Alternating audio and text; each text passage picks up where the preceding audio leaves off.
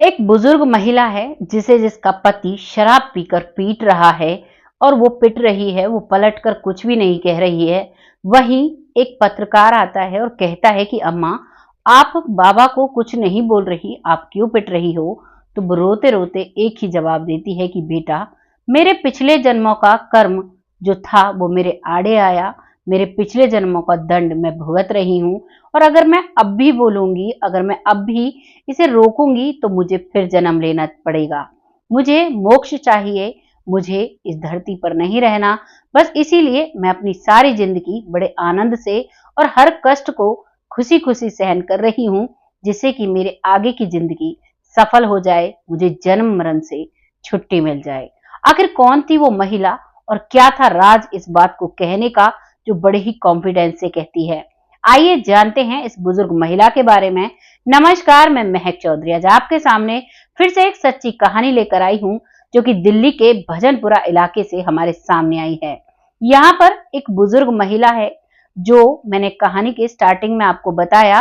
वो बुजुर्ग महिला अपने पति से पिट रही है और जो वो बताती है कि किस वजह से पिट रही है, उसे सुनकर पत्रकार के भी होश उड़ जाते हैं।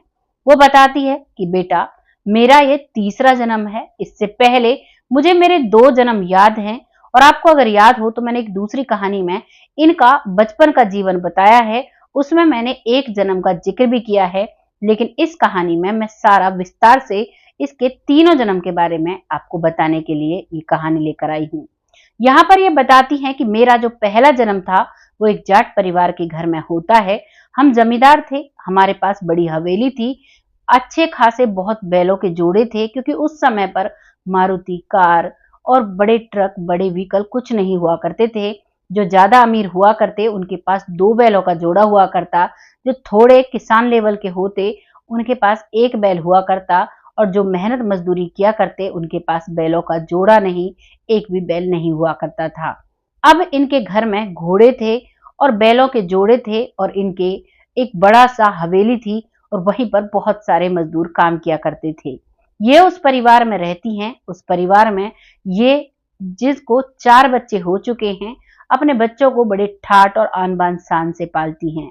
तभी बैसाख का टाइम आता है, यानी कि अप्रैल का महीना, जब खेतों से अनाज उगाकर कटाई करके घर में भरा जाता है, खेतों से मंडियों में अनाज भेजा जाता है और खेतों से भूसा लेकर घर में आया जाता है। तो उसी दौरान ये मजदूर लगाती हैं। उन मजदूरों में एक बच्चा, एक लड़का, जो कि किशोर अवस्था का ही आप कह सकते हो, 15-16 साल का होता है, और वो वहां पर काम करता है। और जब वो काम करता है तो उसके बदले उसे एक बुग्गी भूस, बुग्गी यानी जैसे अब ट्रॉली होती है, ऐसे ही बर्द के पीछे, बैल के पीछे एक बुग्गी जुड़ी हुई होती थी, वो भूस उसे दिया जाना था। अब वो भूसा भर लेता है। लेकिन यहाँ पर वो जो महिला है, जो अब 100 साल की हो चुकी हैं, वो बताती हैं कि जवानी एज थी, 4 बच्चे थे, अपना मन में बहुत घमंड था, और मुझे कुछ महसूस होता है, मैं एक डंडा लेकर जाती हूँ और वहां जाकर कहती हूँ, ये भूसा तुमने भरा है, क्या सिर्फ इसमें भूसा ही है? तो वो कहता है, हाँ मालकिन, इसमें सिर्फ भूसा है। वो तुरंत उस पर चढ़ती हैं और जो उनके हाथ में डंडा, छड़ी कह सकते हो आप, वो उससे उस भूसे को दबा दबा कर देखती हैं। अब कुछ लोग अगर नहीं जाने तो भूसा होता है जिन्हें भैंस खाती हैं, भैंसों का चारा होता है, जो सूखे अनाज को, जब नाज को और उस वेस्ट को अलग किया जाता है तो जो वेस्ट पदार्थ होता है उसे भूसा कहते हैं। वो जब उसे डंडी से दबा दबा कर देखती है तो उसे पता चलता है कि उसमें अनाज से भरे हुए 4 कट्टे उसके अंदर हैं।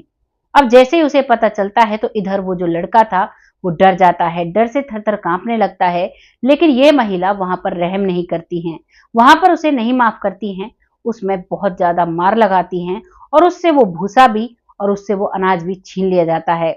और तो और उसकी मजदूरी तक भी उसे नहीं देती हैं। और अब वो बच्चा, वो लड़का वहां से रोता हुआ अपने घर लौट जाता है।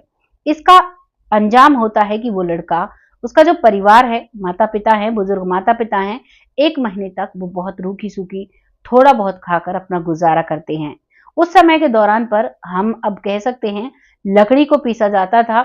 आजकल तो मिलावट का समय चल रहा है, लेकिन आम घरों में सिर्फ अनाज पिसता है। लेकिन उस समय पर अनाज के साथ साथ महिलाएं चक्की से आटा पीसती थी, उसके साथ साथ जो लकड़ियां होती हैं उन्हें पीस दिया करती और उससे खाना, रोटियां बनाया करती। और फिर उससे भरण पोषण किया करती, क्योंकि अनाज कम रह जाया करता, तब भी इस टेक्निक को वो अपनाया करती। और वो उस समय की बात है जब जो कंकड़ होते हैं, जैसे आप उसको कंकड़ बोलेंगे, जो मिट्टी में से, धरती में से निकलते हैं। कभी आपने जमुना जी या गंगा जी के किनारे देखा होगा, सफेद कलर के कंकड़ होते हैं, उनकी आकृति हड्डियों जैसी होती है। उनको पानी में धोकर और नमक मिर्च से उनमें थोड़ा सा तेल लेकर तड़का बनाकर सब्जी बनाई जाती थी। इन्हीं सब चीजों से पेट भरा जाता था और सारे दिन मेहनत की जाती थी। अब उसका परिवार इस तरीके से गुजारा करता है और फिर 1 महीने के बाद वो कहीं से इंतजाम करते हैं, तब पेट भरते हैं। उस महिला के घर में बहुत सारा अनाज था, बहुत सारा भूसा था, लेकिन उसकी वजह से वो परिवार भूखा रहता है। उन सब की आत्मा जो परेशान होती हैं, जो भूखे होते हैं, उन सब की आत्माओं की वजह से अब वो महिला कुछ दिनों तक वहां रहती है अपने बच्चों के साथ, लेकिन किसी बीमारी के चलते वो वहां से, उनका लास्ट समय आ जाता है, वो भगवान के पास चली जाती हैं। उसके बाद भगवान उसे फिर से जन्म देते हैं और अब की बार उसे पंडित के घर में जन्म देते हैं।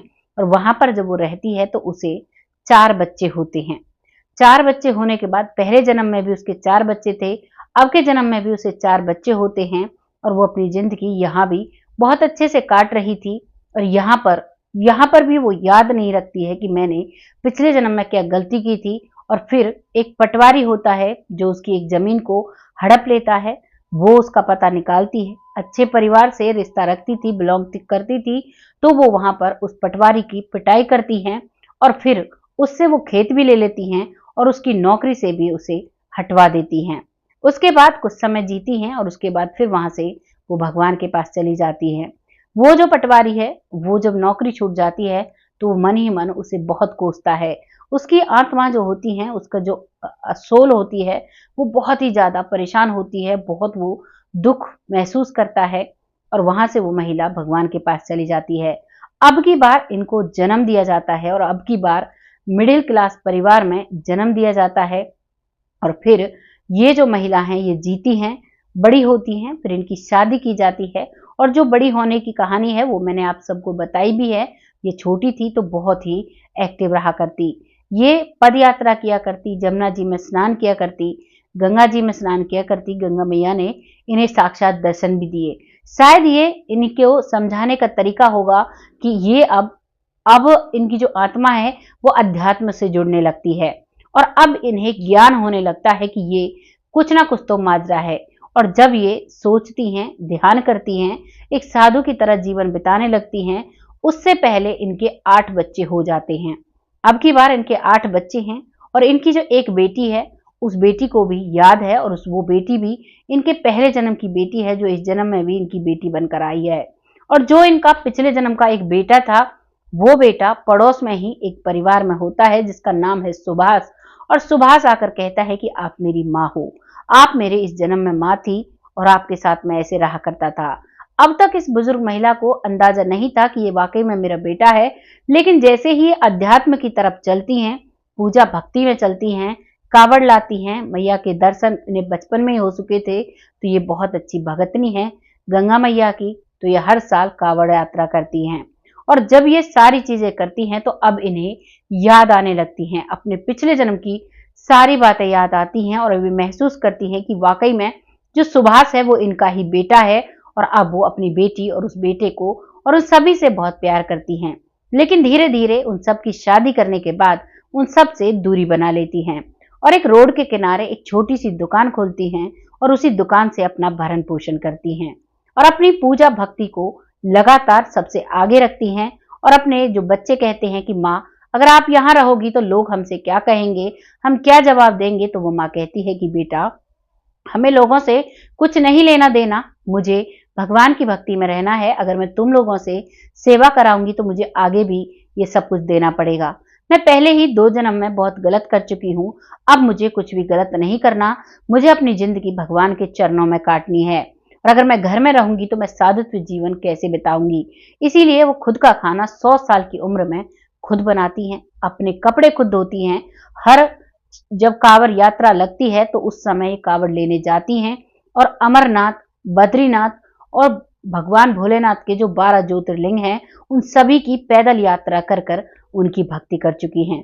आज भी इनके अंदर इतनी फुर्ती है मानो 16 साल के बच्चे में फुर्ती हो। बहुत ही अच्छे से रहती हैं, पतला शरीर है, बहुत अच्छे से रहती हैं, बुजुर्ग हो चुकी हैं, 100 साल की उम्र है, लेकिन आजकल तो ज्यादातर कभी हार्ट पेशेंट हो जाते हैं, कोई बीपी का पेशेंट हो जाता है, कोई शुगर का पेशेंट हो जाता है।